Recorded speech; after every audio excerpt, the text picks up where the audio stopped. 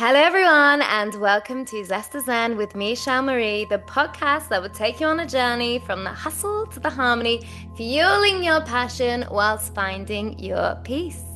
Today, I am absolutely thrilled to welcome Kathryn, a Communications Strategist, Forbes Coaches Council Member, host of the Gut Punch podcast, which I'm very excited to hear more about, founder of Presenting Perfection, and I'm sure much more. Kathryn has spent over 2 decades helping students, professionals, and business leaders find their voice, master public speaking, and communicate with confidence. In this episode, she shares her journey from journalism and corporate communications to academia and coaching, revealing how storytelling, presence, and authenticity can transform not just your career, but your life. I am super excited to welcome her, and I know you're going to be really inspired and empowered just from this short connection that I had with her prior to this podcast. She is amazing. Welcome. Well, thank you, Shel Marie. I'm humbled by that intro. You're just, I love your energy. I love what you're doing with the podcast. I just love the focus of the show. I think it's so important for people. I really do. So I'm honored to be a guest today and looking forward to the conversation. Oh, thank you so much. And equally with you, and hearing that from someone who is, because I think, again, we should be honoring and celebrating each other, not ever seeing anything as, there is enough abundance for everyone. So even you saying that as a podcast host, saying it back to me, means the world to me. And equally, I will return that back to you. So even though I know we have plans for your podcast, I would just really love, because I feel like there's always a story behind everything. And I from the start, when you shared with me Gut Punch, where did that come from? Because, there's so many bold and powerful words that you're using right now, the confidence to deliver, and then gut punch, and what screams to me is courageous. You need to be courageous. So buckle up, right? When you, yes! I'm going to give you the snippet of the story. So, and I will preface by saying I wish I were making this up, but I'm not. And I hope that no one who watches the show ever experiences what I went through. So 18 months ago, in March of 2024, I was coming back from a trip to the Canary Islands with my daughter. It was the trip we were supposed to do during COVID, and then COVID happened, so we postponed it. Somewhere along the way, I picked up bronchitis. So did not feel well, got off the plane, went right to the doctor, said, "You have bronchitis." They gave me some medicine, and I thought I'd be fine. Started feeling better. But then 48 hours later, so a Thursday night, I started feeling absolutely horrible. And it didn't make any sense because I was on meds. I knew what I had. Well, it turned out, and they don't really know where I got it, but I was exposed to the strep A toxic shock virus, so strep A infection, which is kind of like normal strep, but this was a really, really bad strain, and it was circulating actually in Spain and Japan and a few other countries back then, and it's actually recirculating now. And the challenge with this virus is from when you encounter it to when it can kill you within 48 hours. That's what I'm getting at. My gosh. So I, that Thursday night, called my sister, who's an infectious disease doctor, and said, I'm really not feeling well. And she's like, "You should go to the hospital." I'm like, "No, it's Thursday night. I was home by myself because my son and my daughter and husband were out of town, looking at colleges actually. And so I was home with the dog." So she said, "Promise me that if you don't feel better in the morning, that you're going to go to the ER." Fine. And I, like most of us, especially most women, I think we're always like, "Oh, we're fine. I'm going to go to bed. I'll take some aspirin and I'll be fine." Well, I wasn't fine. And 7:15 the next morning, I was in an Uber on the way to the hospital. Oh my God. And I got to the hospital, and I remember getting out. I remember sitting in the back of the Uber with the mask on because I was coughing. I didn't want to be rude, right? So I had a mask on. And I remember feeling not good, but I wasn't in any pain. I was just having problems breathing. And I remember getting to the hospital, getting out of the Uber, walking into the ER. We know some people that work at the hospital, so I had called them ahead, so they knew I was coming. And I remember them telling me that I was going to have to go on, they were going to have to put me on a ventilator, which I really didn't know what that meant at the time. And I was lucid enough that I was able to text my mom and my sister and say, hey, I'm at the hospital. They're going to put me on a ventilator. I don't really know what this means. I'm kind of not really sure what's going to happen. And I don't remember sending those texts, but I've seen the texts, so they actually existed. And then I was put into a medically induced coma for 2.5 weeks. So what happened was I had the bronchitis. And again, like, this is all just weird. No one knows why this happened. And the strep A got into my system. They don't know how or where. They didn't find it in my throat. They actually found it in my nose, which was just weird. And it got into my bloodstream and was causing my entire body to shut down. Now, I should say that I am still, after all this, the healthiest person anyone knows. I work out every day. I go for all my, mammogram. I do all that stuff. I go to every doctor for everything. I eat well. I don't drink that much. Like, I don't do drugs. Like, I'm a very healthy person. So it was very, very, very unusual for someone like me to get as sick as I was. So when I checked into the ER, my heart was at 10%, which normally that means that you need a heart transplant. Every organ in my body was shutting down. They thought I was going to die, put it that way. And then at one point, they were very concerned I was going to have brain damage. Then at one point, they were very concerned they were going to have to amputate my hands and feet. Then at one point, they thought I was going to be on lifelong dialysis and may need a kidney transplant. I mean, it was like stages of horror. Oh my God. But I got through it. Well, yes. Mostly. Yeah, here I am. Look at this right? beautiful, radiant being sat here in front of us. What?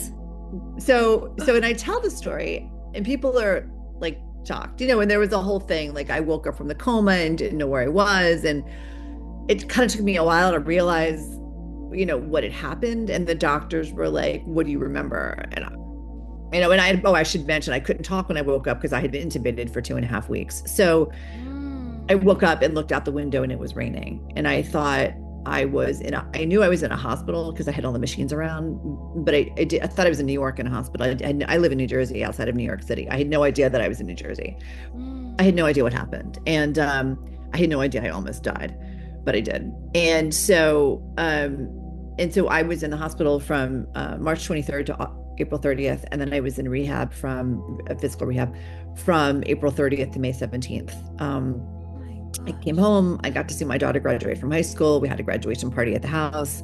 I was the skinniest I've ever been because they didn't feed me for so long. So I was like, I don't know, maybe 100 pounds, which is, I'm 5'7". You don't want to be that skinny. And then over the summer of that year, I had to go for surgery. I had developed gangrene. So I had to go, and I lost the top of my right thumb, and I'm right-handed. So that's been a journey. And a few other things had to get taken off, but I'm fine. And so then there was a second surgery that happened a couple of months later because they didn't get all the infection out. And that was the second surgery was in October. So we're just coming up on the year of the second surgery. So there was another woman who was my age in the same hospital who died of the exact same thing that I had. And she had kids the same age as mine. And in fact, her daughter goes to the same university that my daughter goes to.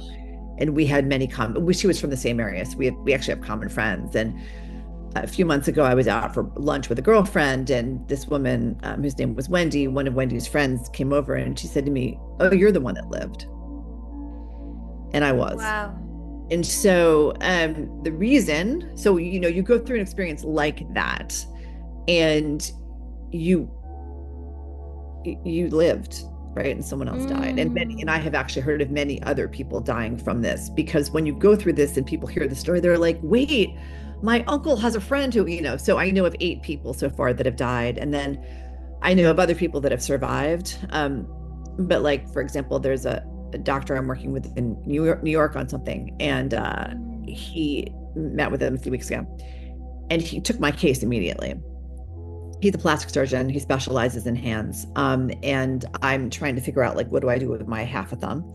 So I'm actually going for a procedure on Thursday where they get rid of what they call this webbing. They get rid of this to give you additional growth, to get additional use. And then he's going to get rid of the scar tissue. So we were talking about my procedure, and he said to me, you're very lucky. And I said, yeah, many have said that, but it doesn't make it any easier. He's no, seriously. He goes, a colleague of his wife had the same thing that I did. And she lived also, but she lost a couple of fingers on each hand and a couple of toes on each foot.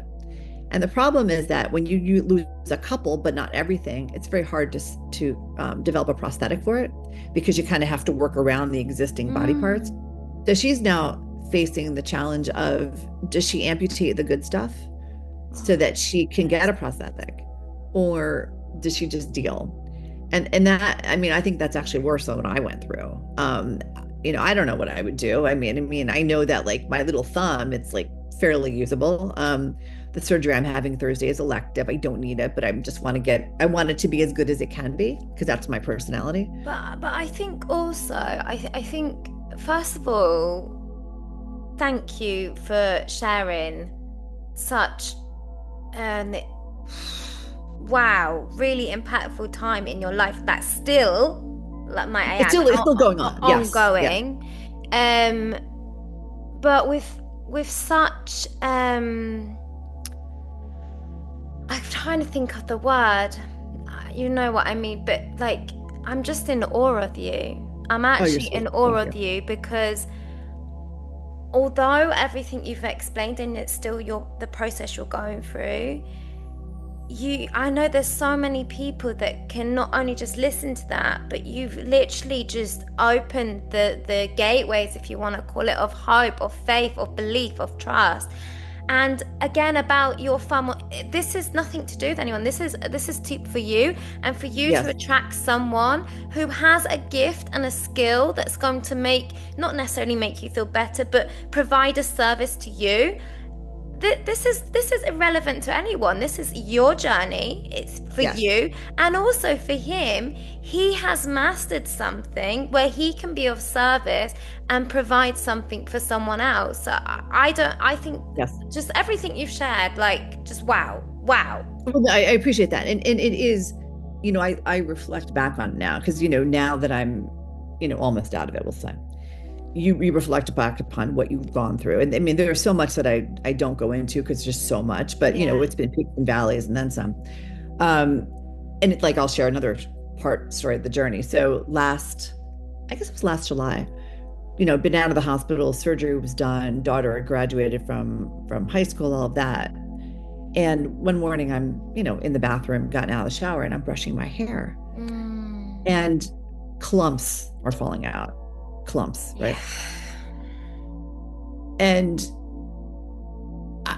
I was like, what is going on? You just start feeling human again. And it turns out it was just part of the process of the body recovering, because of the strep A infection. It got into my cuticles, it got into my hair things. And so all of the hair that had been infected, or basically dead follicles, was falling out. And it's been like regrowth, and it's fine. I went on Nutrafol, which is a great product if anybody needs it. It works wonders. I've gone on that. My hair is great now. But I was going to say, your hair looks fabulous. But that was just another thing. You just feel like you've crossed the finish line. And it's like, what? And I go online and look it up, and they're like, yeah, this is what happens for people that survive something that, most people, 3% survival rate. Wait, what I got through. This is something that happens. And, there's no support group for it. So the podcast, and actually there's a book too, the podcast and the book are my way of working through it, and my way of helping other people. And this is the most important thing. Yes. I survived something that most people die from. And I am blessed. As one of the nurses in one of the hospitals said, God chose you, right? And I am not an overly religious person, but she's right. God did choose me. So when you're faced with a challenge of like, how do you go on? And there are two paths. It's very simple. You either cry and curl up into a ball, or you just move forward. And I think as you mentioned, like an element of both as well. Because we need to be kind to ourselves, and in that kindness, we need to get that out, if that's tears or whatever. So thank you for that. Yeah, that's right. So the podcast, especially, this is like the third time I've talked publicly about what I went through. And last time I did was live at a conference, and it was like 300 people in the room. I knew where I teach public speaking, so I don't ever I shouldn't say this. I don't ever write down my speeches. I know where I'm going to start. I know where I'm going to finish, and the middle is a little murky. Yeah. I got into the middle, and I talked about losing the thumb, and everyone kind of chuckled about it. But it was a lot. After I got off the podium, I went back and got a coffee, and I had 20 people come up to me and they were like, thank you for being so real. Yeah. And it opened up so many conversations with so many people who had been through crazy stuff, like death of a child due to a TikTok challenge, was one of them. Abusive husband and like loss of business because that, like, it was so much. And I'll be honest, I was unprepared for that because I was just sharing my story as a story to try to help people develop resilience and, dig deep and all that. But I wasn't prepared for how empowering it would be for others. And I'm seeing that through the podcast. We've recorded season 1. We're currently editing it. We're moving on to season 2. And I the name, people keep saying, where did you come up with that? And I'll tell you. Such a powerful name. Thank you. Powerful. Someone said to me when I was talking about my whole journey, what did it feel like? I said, it was a gut punch. Yeah. And then a couple of days later, I was like, wait, that should be the name of the podcast book. Because everyone goes through many gut punches in life. And what's a gut punch to me, like my thing inarguably is like a gut punch for everybody, but what's a gut punch to me may not be a gut punch to you and vice versa. Yes. And so like with your show, mine, I'm really trying to showcase the journeys of different people, guys, girls, different stages in life who have gone through gut punches or whose family member has gone through a gut punch. And then they do too, like, kind of tag along gut punch. And it is, I'm having people now on LinkedIn, because I have it on my, little tagline, like, write to me. I'm like, what's the show all about? I think I want to be on it. So it's so exciting because it is taking on its own personality without being a PR person, without doing any PR for it. I appreciate that. Thank you. But even in your share, you, for me, listening, just showed so much awareness that people are not aware of. Like, it was almost like, oh, this happened. You ask and then you get the answer. Well, why is the answer? Hello? Like, this is particularly, I'm not saying it's not for men as well, but for a female, her hair, even anybody, not just a female, but this is a huge thing. And I think, and it's not saying the professionals, I think, sometimes, I don't want to say people could become numb to things that they're doing continuously, but I think we need to just take a step back, pause and think, okay, this person right now, this is new to them. Regardless of how many times you've said this conversation, given out that leaflet, create a leaflet, okay? Yeah. That you've just literally raised awareness to something that people are not even going to be told unless, in case it happens. Well, no. Exactly. Yes. No. Yes. And there are so many things, I have had so many people say to me, well, how did you get it? And I'm like, no one knows. And people are like, what do you mean no one knows? Like, no one knows. There's so much stuff that happens that we don't know why it occurs. It just does. And, and what the challenge is, if you've just got to learn to deal with it, because the analogy I've been using a lot recently is like, life is like, you're at the beach and you're standing by the ocean and you have waves that come in, big ones, small ones, some come to your ankles, some come to your knees. If you sort of venture in the water enough, some knock you over, right? But it's your ability to get up. Yes. And your ability to walk back to the sand and do whatever you need. And that's kind of how life is. It's like a boxing analogy. Like, no matter how hard they hit you, it's like how much you get up and, get back in the ring. And that really is what it is. And I can't give anybody the formula for getting better. No. I just know that it all began and ended with me. And I'm famous for saying, one of the first things when I woke up and realized what had happened, the doctor came in and I said, so what do I need to do I was whispering because I had no voice. What do I need to do to be back in the classroom in September? And he laughed.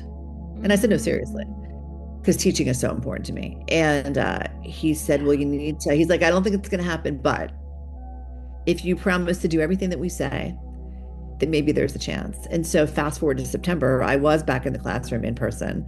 Thank you. And I told my students my story. And I said, I'm not telling you to like, garner a pity party from me. I'm like, I don't need your sympathy. I said, but the reason I'm sharing this with you is because I really want to be here. And if you don't want to be here, there's the door.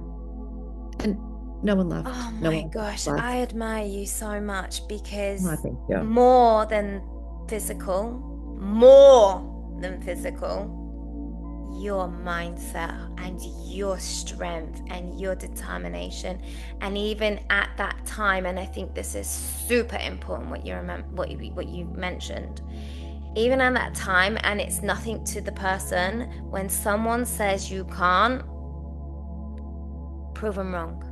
That's right. And that's what that to me was your huge message in that story, that you made it happen. And do you know what? Even if it took you till October or it didn't happen, it doesn't matter, because at least you tried, but you made it happen. Wow. That's right. Wow. Thank you. Yeah, that's right. That is exactly how I feel. People, I mean, because it's funny, people don't notice the thumb because it's, it's so tiny. But and when I pointed out, everyone's like, oh my God, really? Like, I would never know.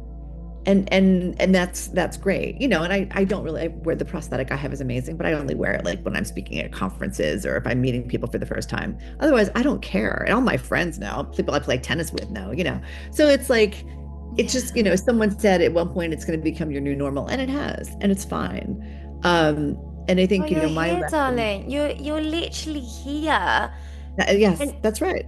That's right. And I'm still able to do the things that I love. And that is the most important thing. But, I think what I've realized is I'm definitely a type A. I always have been, but I'm a lot more chill now than I was, 18 months ago.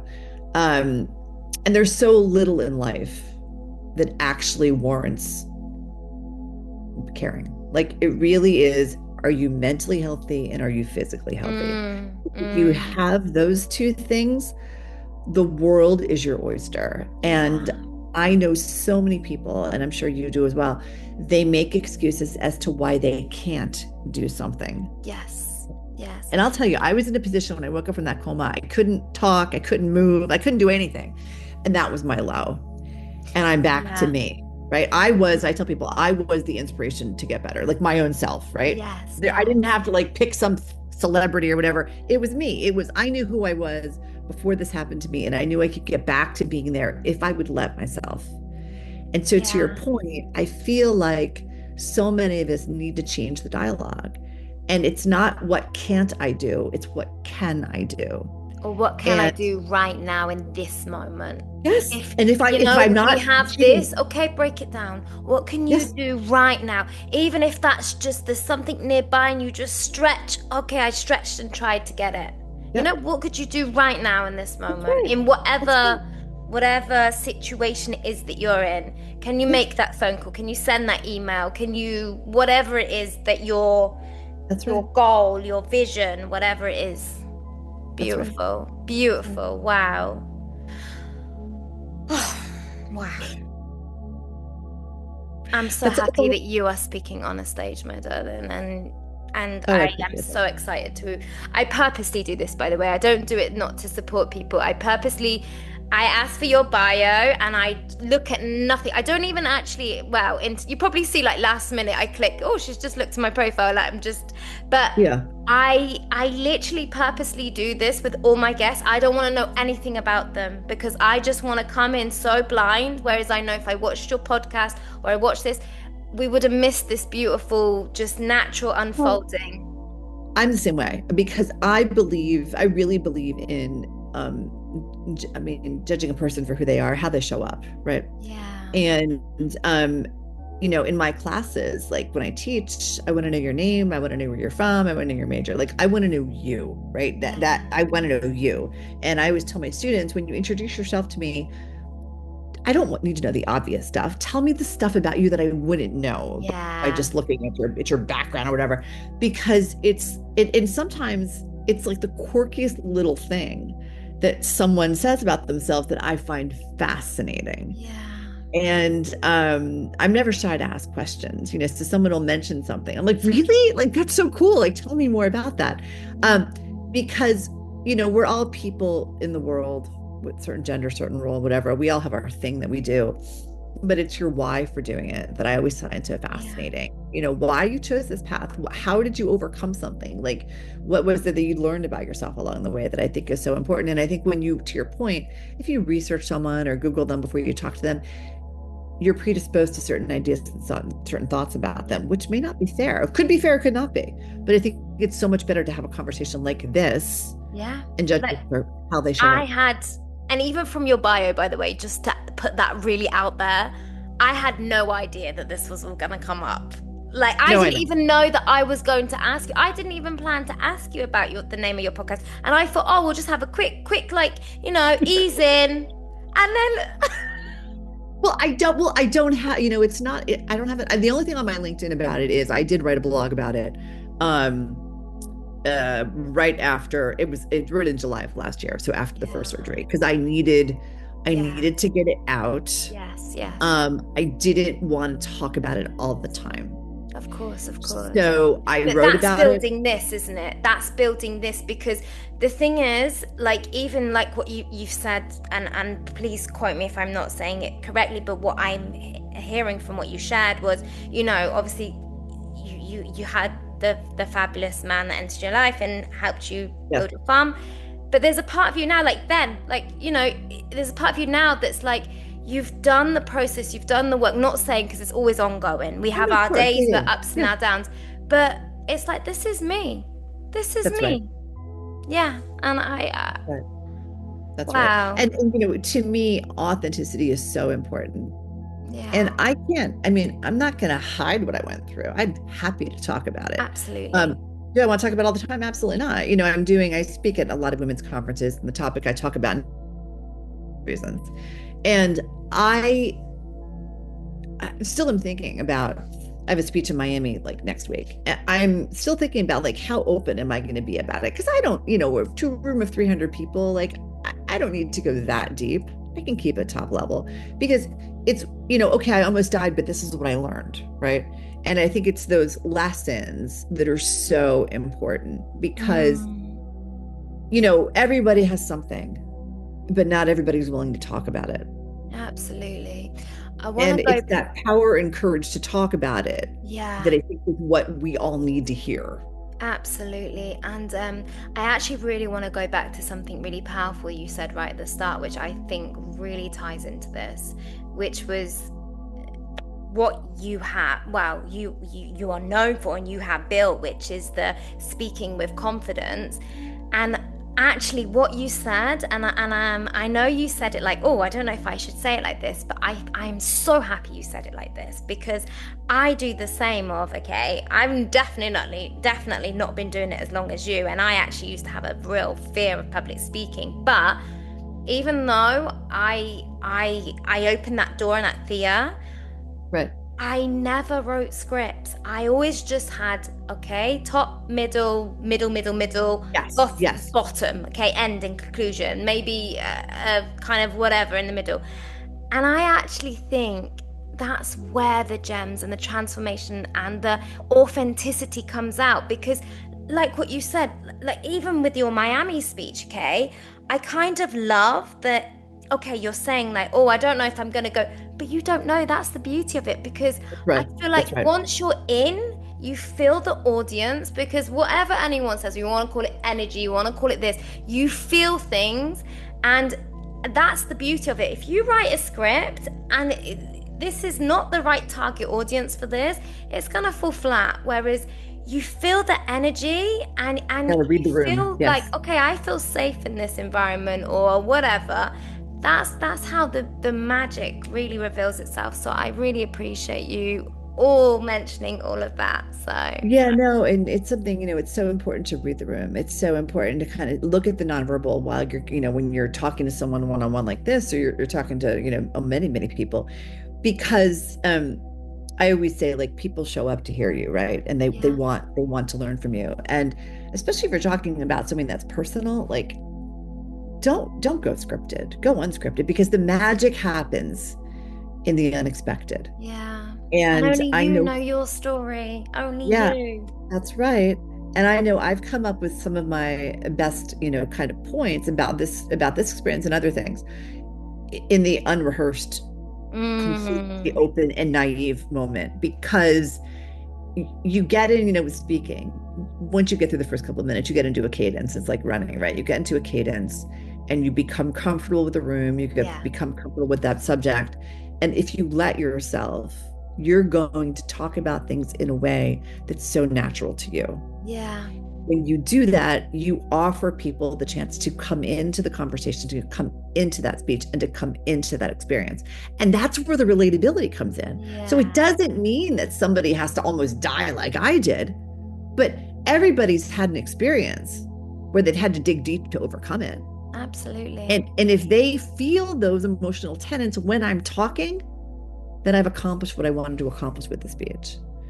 Absolutely. And so that the magic, and so I see people that, I go to a lot of conferences, I see a lot of speeches, I teach a lot of students, and the people that just let themselves be, and learn, even if they're nervous, to just like try to conquer that, they get up there and it's like they know they can do it, they know they got it, and they connect in a way with you that is so memorable and so poignant. Absolutely. So yeah.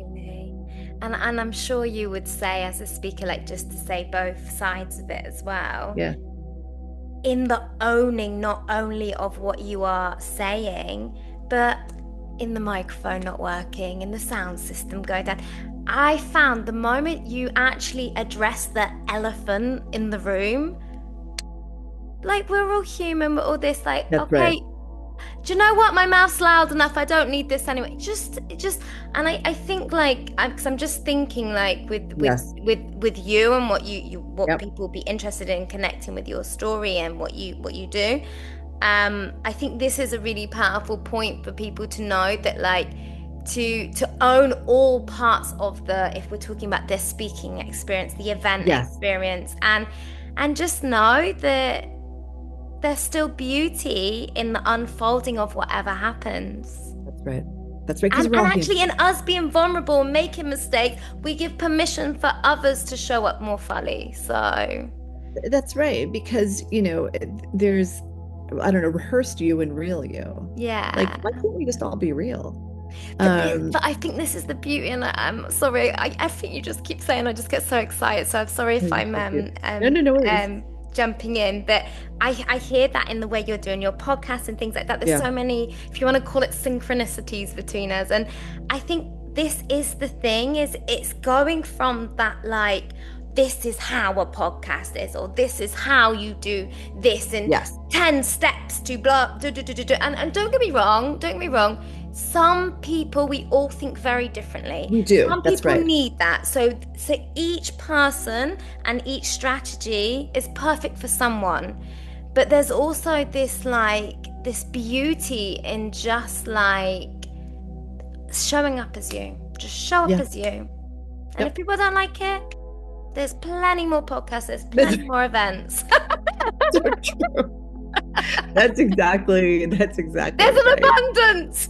It's a large world with lots of people, and if someone doesn't like you, that's their problem. I always say, if, like, I don't get along with someone, it's a them problem, not a me problem, because I'm about as open and honest as you can be, and comfortable with, and I just wish more people were like that, But you say that because I think there's open and honest, and but you, for me, just from connecting with you now, you just have this really beautiful, relaxed, yet owning it quality, and it's really refreshing. It's really nice to see. I appreciate that. So I'm just thinking, because I don't want to use up too much of your time, but I'm just thinking, like, as something that someone could take away from the podcast today, and all of your incredible expertise and wisdom and experiences, what tips or tricks or just anything that comes to your mind could you say to someone right now so that they could take some action in their life today to finding and amplifying their own voice or building their confidence? I think it's important for us to think about, for people to think about, I always say discover your why, but you also need to discover your why can'ts, right? Right. And so as we talked about in the intro, I coach. I work with, high school and college students on college readiness and transitioning to adulting.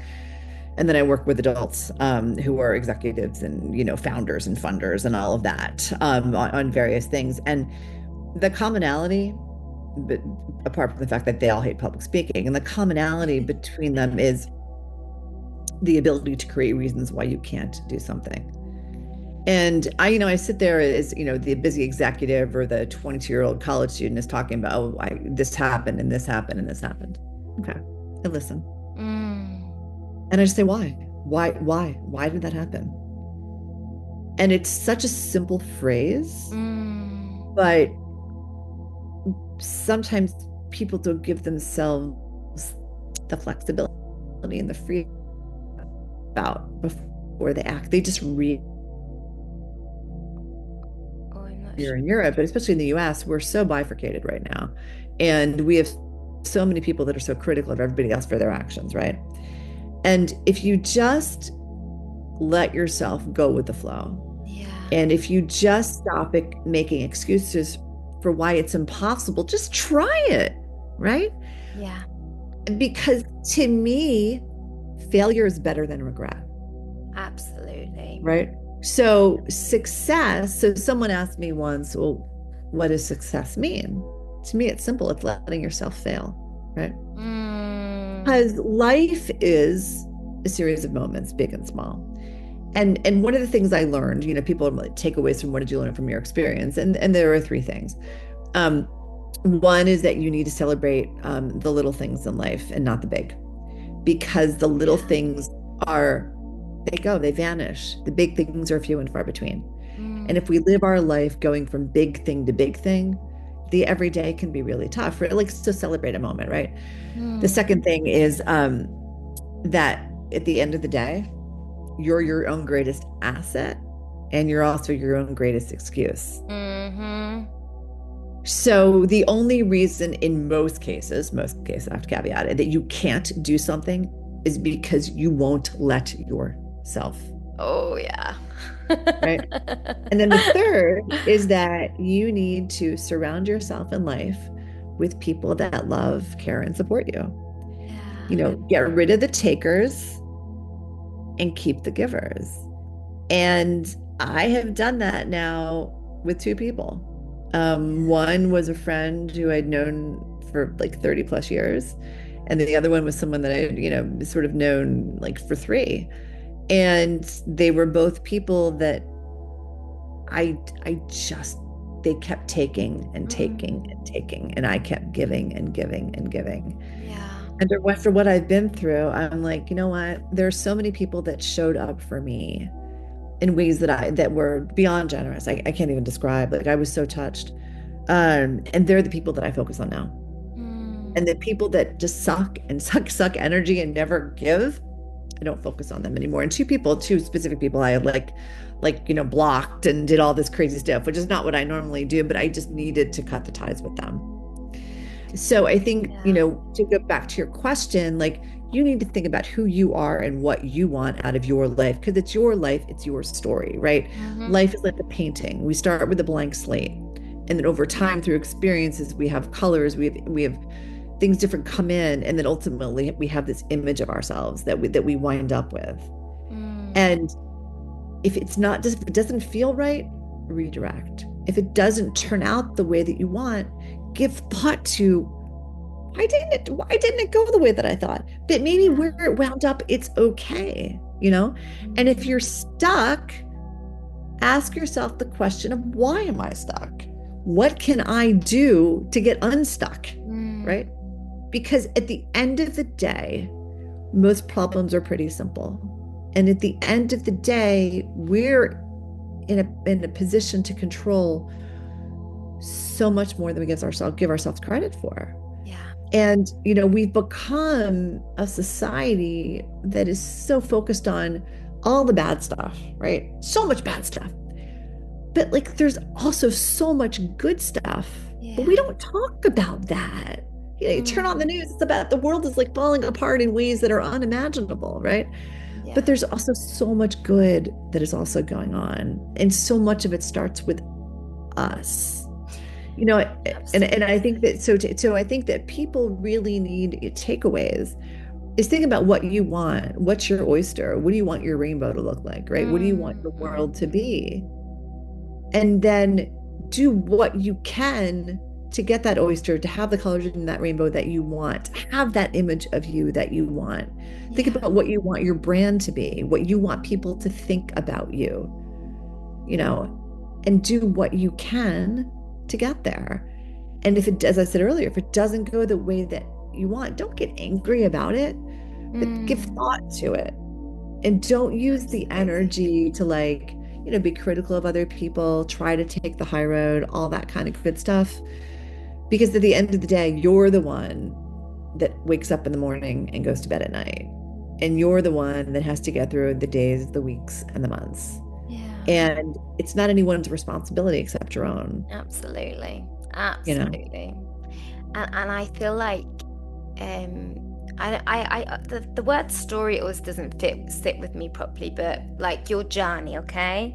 Right. Because it's not a story, is it? It's your journey. It's evolving. Right. And I feel like your journey that you've started at the start to now really defines what you've just said. Because, for example, I know that there's multiple ways that people will approach this podcast. So, for example, some people will still be stuck on the start of, but it's something, and we won't know, and it could happen to anybody, and they could be stuck on that, and they could literally be stuck on that, and they've just missed all of the unfolding and the beauty of what this woman is saying now, of like, she lives her life to the fullest. She's in the moment. Like, obviously make sure I'm not putting words in your mouth. I'm getting no. But that's the thing, we can be still here and come off this and in every single thing, and I think this is like, even this taxi driver I spoke to earlier today, She came off the phone and I didn't know what language she was speaking, but I could feel the energy that it was a bit of a tricky call. And I said, "Oh, are you okay?" And she said, "I'm always okay because I always see the good in the person." And she said, we're not aligned, but I am me, he is him, and I look out, beauty, beauty, beauty. There will also be something. I focus on that. That's all I see. And I was like, oh my gosh, I'm sat in this taxi, like having all this wisdom coming at me. Yes. And it's those comments that are the little things that are the things that matter most. Yeah, absolutely. And your fabulous journey, which is still unfolding in the most magical ways. And anyone hearing this, your podcast, going to your events, is so blessed, not only to hear your words and your empowerment, but also to feel that strength and drive and that passion for life. And I really appreciate you. Thank you so much for saying yes and showing up. And so absolutely, the name of your podcast is like divine, absolutely divine. But again, like, people could focus on it's like, no, but listen, it's that, and then it's transformation, like, that's right. Beautiful, just so beautiful. And even though you've given so many incredible words, just one last thing before you go, what I just love off the top of your head to just say is, if there was just someone listening right now that just really needed to hear a message, what would you tell them? You're gonna be okay. You got this. Whatever it is, you got it. Be kind to yourself in navigating whatever it is, but you're going to get through it, and you're going to come out on the other end, and you're going to look back and say, she's right. I had this. I did it. Yeah. Beautiful. You have been an absolute blessing, and I'm excited to subscribe definitely to your podcast and keep following it. And can't wait. Amazing, incredible. You are really an inspiration. Thank you so much. Oh, thank you for having me. I've loved the conversation. Love your energy. Love the goal of the show. It's fabulous stuff. So thank you. Beautiful.